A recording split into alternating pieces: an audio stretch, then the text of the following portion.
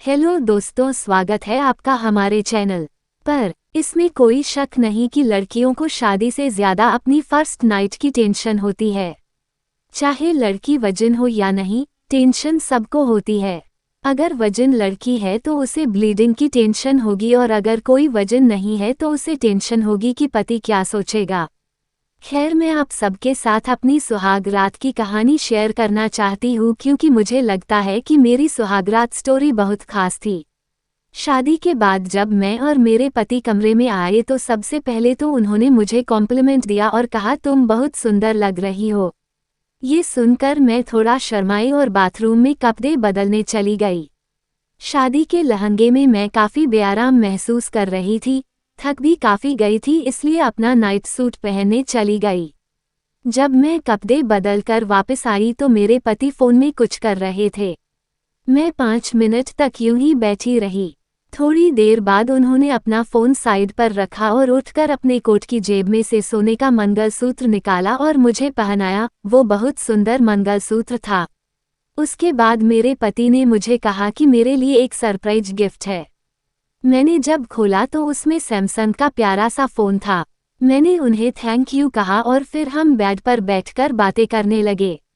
मेरे पति ने मुझसे खूब बातें की, जिससे मैं उनके साथ काफ़ी कंफर्टेबल हो गई।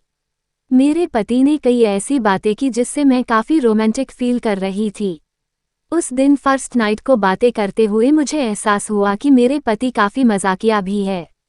उस दिन हम कई बातों पर हंसे, जिससे मैं उनके और भी ज़्यादा करीब हो गई थी। मेरे पति मुझे ऐसा फील करवा रहे थे जैसे मैं दुनिया की सबसे सुंदर लड़की हूँ, और मुझे उनकी कंपनी बहुत अच्छी लगने लगी थी।